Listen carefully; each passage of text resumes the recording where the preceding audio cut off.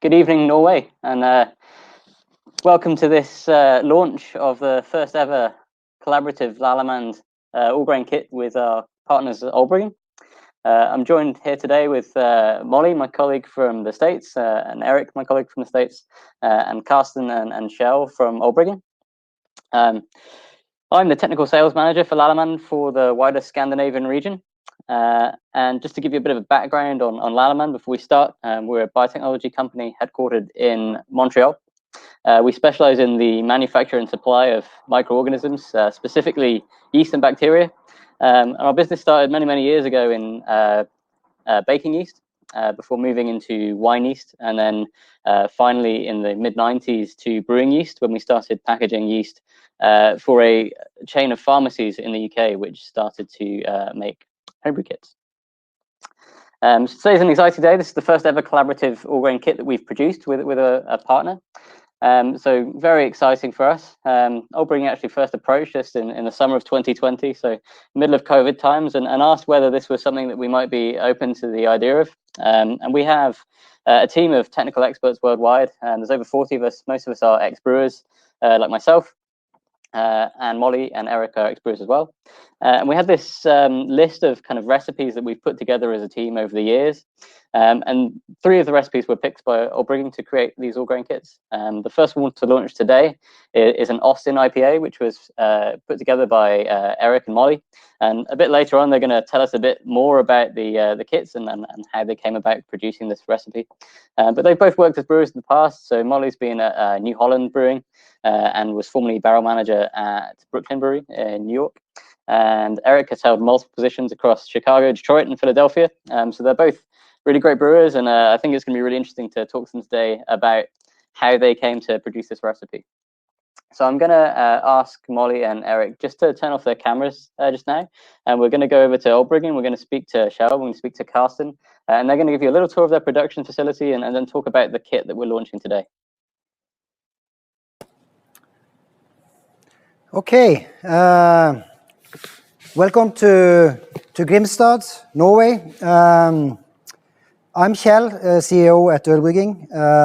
We have been running the business for 10 years now, doing business-to-business sales and business-to-customer sales. And one large part of our business is actually producing beer kits. I will do a short, a couple of seconds in Norwegian, so you English-speaking guys, you just hold on for a second, and I will be soon back. Ja, folkens, velkommen til seminar. Som dere forstår, så har vi med engelskspråklige på Lallemand å gjøre. Vi vet også at det ganske mange som med fra utlandet, så derfor blir det på engelsk, og det vil bli muligheter for å stille spørsmål etterpå på streamen, og da det fint at dere gjør det på engelsk. Så, yes, that was it. That's the Norwegian part. Okay, here it is. Austin IPA, ready produced. We are really proud of this project together with Lallemand, and we appreciate getting the access to all the knowledge they have, and I also think they enjoy some of the knowledge we have regarding the knowledge to the homebrew market. So the plan is that I'm going to show you around in the facilities to show you how we actually do the production, so you get a picture of how this is organized. So we will go over here first. So this is where we do the packing of the hops.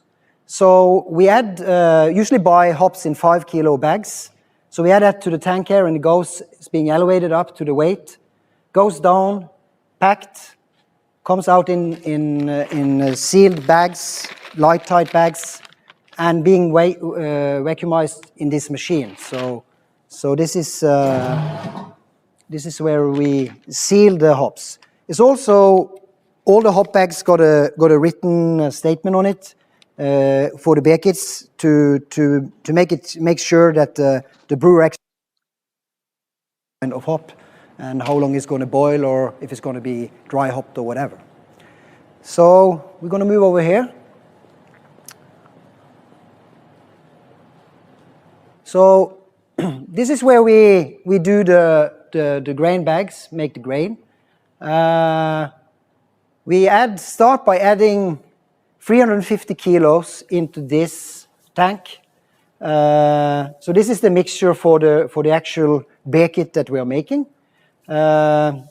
Everything is put into the tank, being elevated up, goes into the mixer, and the mixer goes both ways, backwards, forwards, for like 30 minutes to make sure that the grain is properly mixed.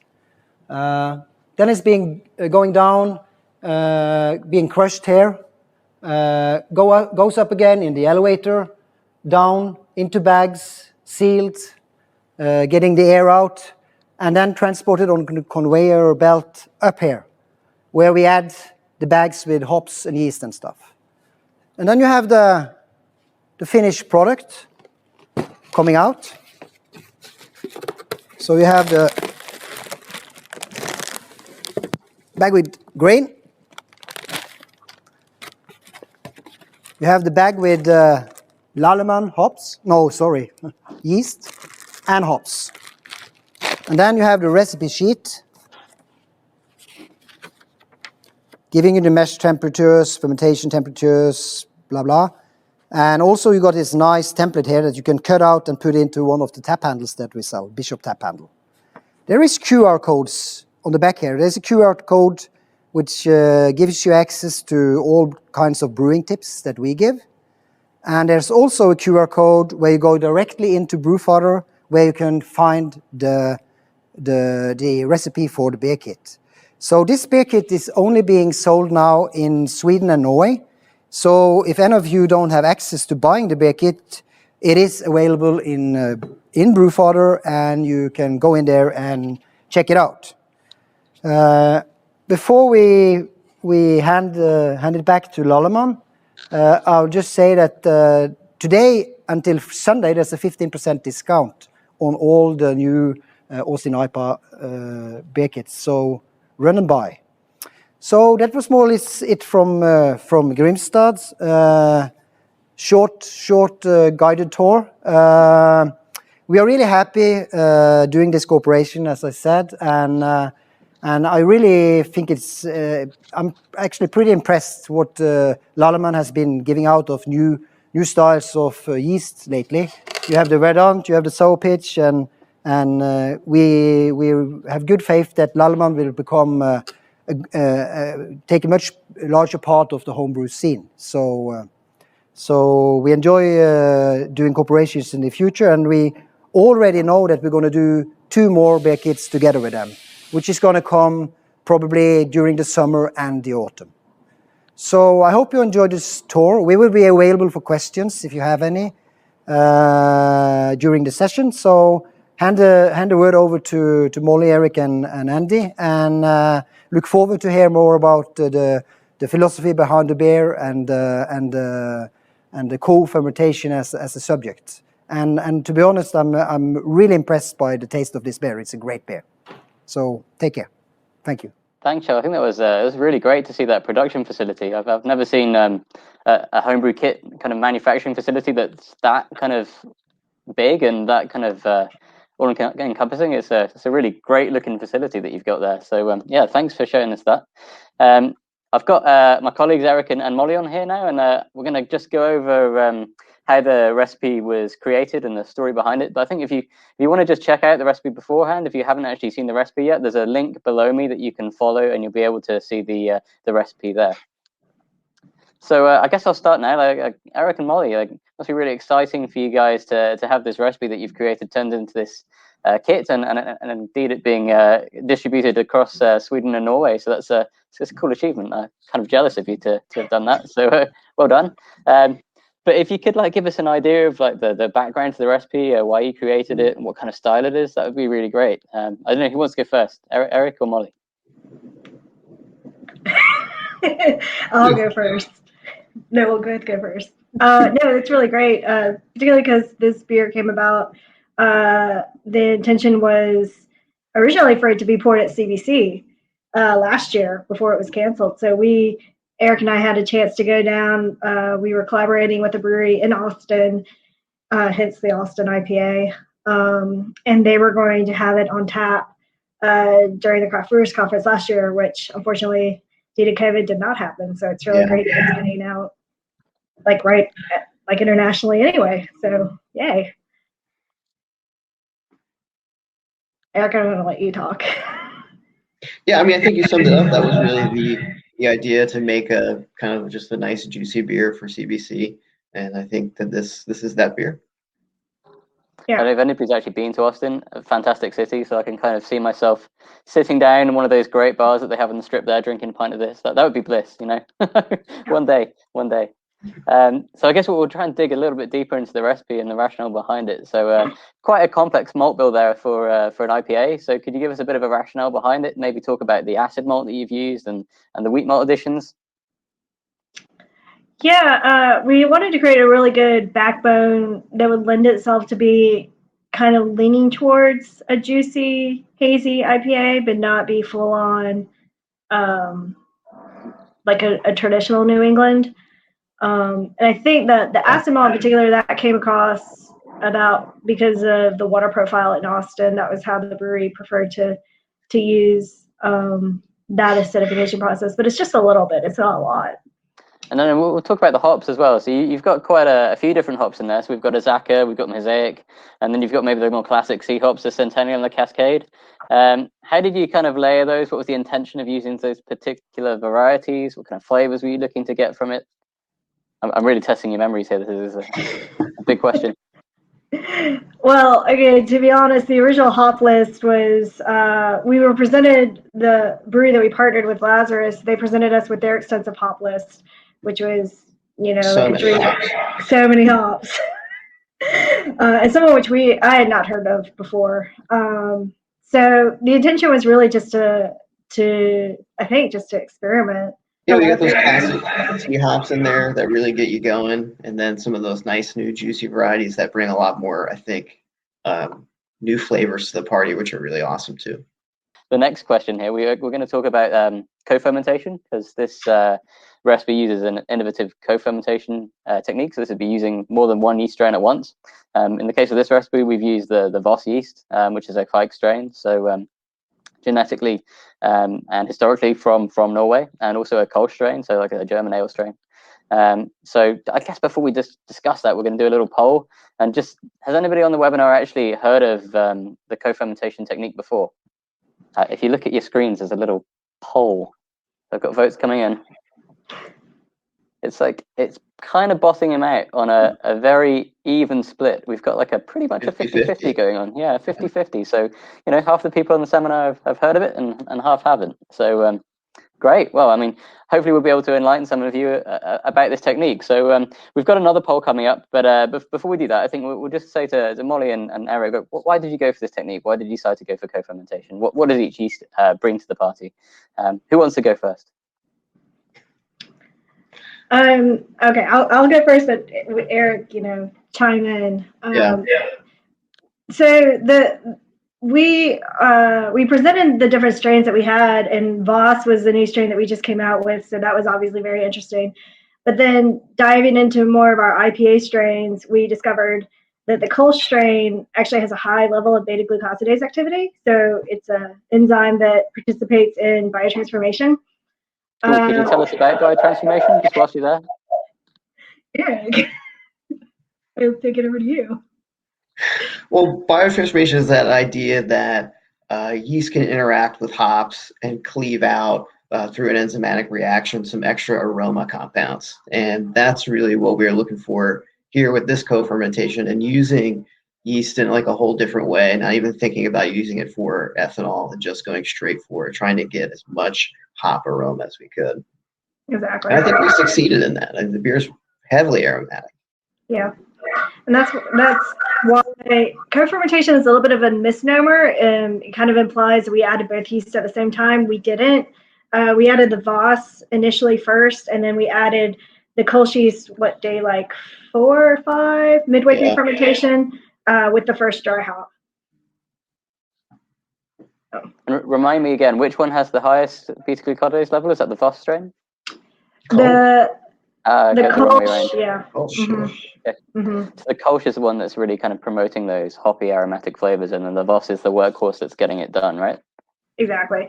Yeah. We also, you know, because Voss it's a very prominent profile. we fermented it at a lower fermentation temperature than you normally see for Voss. It was around 20 C for fermentation temp. Yeah, and the idea was to see, you know, what flavors would the Voss produce at that temperature, which we thought were really good flavors ultimately.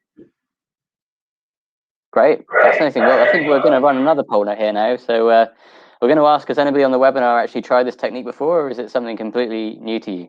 Obviously, 50% have heard of it, but have that 50% of it of people actually tried the technique? So if we could run the next poll, Natalie. If you press your poll button, it should come up again. So it looks like we're seeing probably about 83% of people have not tried it, and maybe about 17.5 people have tried it. So good to hear, and it'd be good to hear like how this kit compares to how you found co-fermentation in the past, whether you think it's a really effective way of producing that hop aroma, whether you don't, it would be really great to hear either way. So I think, thanks for that insight, guys. That was really, really useful. Really interesting to hear about how you create the beer, how you design the recipe. We're going to move on to some questions. So if anybody has any questions, there's a question box. So if you just press the ask a question button, and we'll go through a few questions, not too many, because I think we're in theory limited to half an hour, but we can do a few questions before we sign off. So get those questions coming in now, and I'll put them to Eric and to Molly. So first question, how many batches did you try it before you ended up with this one? I think we only did the one. We just did the one. Good job. Yeah. We had faith, and we just went with it. They had faith. They knew how good they were as brewers, and they went with it. Well, I'm glad it turned out really well, because it's an interesting concept. So there's a question here as well about the fermentation temperature. Why did you go with a steady 20? It's quite low for Voss, but quite high for the Kolsch yeast. So why did you go with that temperature? Is it just a happy medium that satisfies the two, or was there more of a rationale behind it than that? I think initially we wanted to restrain the Voss, and then with the Kolsch, I don't remember if we dropped the temperature any. We've got a question here about how to use two different Lallemand yeasts to make another taste of beer. So I guess this is kind of a question about co-fermentation in general. So I can answer it. I'll do some work for a change. Basically, I mean, these yeasts all bring different flavors to the party, and you can use these different yeasts in different ratios and at different times within the fermentation to influence the final flavor of the beer. I guess, an easy one might be, for instance, our Windsor strain is quite a fruity strain. Our Nottingham strain is quite a neutral strain. So maybe if you wanted to tone down the esters that you would get with the Windsor, that could be a way of doing it. There's lots of different things that you can try. There's lots of different characteristics to yeast, and using two yeasts at once can just allow you to have a bit more control over how the whole fermentation is behaving. We've got another question. Two types of yeast. First the Vossbike, and then later the Kolsch yeast. Will it be more critical for oxygen, both for fermentation and for the bottling and kegging? So is there any greater requirement for oxygen, both at the start of fermentation and removing the oxygen at the end? Is there going to be any negative effect with using these two yeasts in that regard? I mean, I don't think so. I don't think so either. Yeah. These were both dry pitches. Yeah, dry pitches. So there wasn't a huge need for oxygen. Mm-hmm. And then for packaging, the idea is to have a little less oxygen as we can. Okay, we have a question here. The Lallemand Kolsch, it says to add 1 day later, but you mentioned 4 to 5 days later. Could you clarify? What did you do in the actual commercial one? Did you do 4 or 5 days later, or did you do 1 day later? I guess a lot of those esters are produced right at the start of fermentation, so during fermentation growth. So maybe if you added it a day later, a lot of those esters would already have been produced by the Kolsch strain. Yeah. I'm sorry, I'm not really clear on the question though either. I think there's an inconsistency. So we mentioned 4 to 5 days later, but the recipe says 1 day later for the co-fermentation. Okay. Yeah, so if you're adding the Kolsch earlier, you're just going to maximize your biotransformation capability, because if you look at it, it's biotransformation happens across the whole of fermentation, the whole length of fermentation. You'll see more of it earlier and less of it later. I don't think there was like a rhyme or reason. We wanted to see what the Voss would produce flavor-wise at that low of a temperature. So that was partly why we waited to add the Kolsch like 4 or 5 days later, because it was an experiment for us. We didn't know. But yeah, adding it earlier, you're just I don't think there's any harm. Okay. Another question, do we have an overview of which yeasts are suitable for co-fermentation? Any information on the website about co-fermentation? And the answer is yes, we do. I think we've got a specific kind of document that we've created for our yeast strains, which goes into detail about co-fermentation and how those strains can be used together. There's not a great deal of strains that can't be used together, you know, so most brewing strains will play quite happily. If you start to look at maybe using wine strains at the same time as using brewing strains, there are times when you might have to be a bit careful. And that's because some of these wine strains can produce what they call a competition factor, and that's a protein that will outcompete other yeast strains. So you might add this brewing yeast and you might add this wine yeast together at the same time, or like at different points within the fermentation, and that wine yeast will outcompete the beer yeast just by producing this toxic protein, which inhibits the growth of the ale or brewing yeast. So there are things that you shouldn't do, but for the most part with brewing yeast, you know, you're all right to use more than one at once. And you just need to think about the different effects that each will bring. You know, what kind of flavor profiles do they have, how flocculent they are, how alcohol tolerant they are, that sort of thing. So it's really, you know, you're almost like you've got an artist paintbrush, you've got all these different strains you can play with, and you can achieve different results doing that. So it's really quite, you know, it's about creativity. Yeah. And there isn't an awful lot that can go wrong, but there's certainly an awful lot that could be played around with. Yeah, we have a document on our website, or not, we could probably send it to you, about, you know, sequential inoculation with our bacteria strains as well. And the key there would be, you know, add your bacteria first and then add your yeast later. But it's a similar principle. You know, just understand what organisms you're working with and their happy spots for temperature. And using dry yeast and pitching by weight can make it really easy to do co-fermentation too. Yeah. I've got a really easy question, which is, can I speak slower? The answer is yes, and I apologize for speaking too quickly. Appreciate that a lot of you will be listening in a second language, so sorry about that. We've got another question here about using two types of yeast, and is there a risk that you get a beer that's too strong? And the answer is not really, because you've got an amount of fermentable sugar within a wort, right? So you've got an amount of sugars that can be metabolized by yeast and can ferment to produce alcohol, and they can't go beyond that. You know, they can't create extra sugar, so those yeasts are only going to ferment so much for the most part. Obviously, there's caveats. If you have a very, very strong wort, some beer yeast will be more tolerant to ethanol than others, but for the most part, that's not really going to be a concern. Cool. So I think we're on 6:27 my time, 7:27 Norwegian time. So I think that's most of the questions we've got through. If anybody has any more specific questions, please do feel free to email me. You can find my email address on the Lallemand website. It's apaterson@lallemand.com. I'm not going to write it down just in case. I'm not supposed to do that sort of thing, but you can find it on the Lallemand website. So if you really do want to get in contact with me, please do send me an email, or send Shell an email, or someone of Shell staff an email, and they'll happily get back to you, and I'll happily reply to you as well. So just to sum up, I think that's really great insight, guys. Thank you very much for telling us all about the kits. And anybody that's on the stream, please keep an eye on our social media, on Ølbrygging social media, because we're going to launch some more of these kits, 3 this year, I think. And it would be good to do this sort of event again, so we can do a further launch event, and we can tell you about the kits and the recipe and how it was designed. So I guess we're going to sign off now, but first I want to say thank you to Ølbrygging for coming up with the idea and partnering us with us on this one. It was really appreciated and a really good idea, and you know, quite exciting to have our own collaborative kit out there. Thank you to Eric for coming along and giving us his tips and his opinions on the beer, and thank you to Molly again for joining us. I think you've done quite a lot of seminars with me in the UK and Scandinavia now, so I probably owe you a beer or two. So I look forward to having a beer in person. One day. One day. But thanks very much, all. Thank you for tuning in, and we'll see you next time. Thank you, guys. Thank you. Goodbye.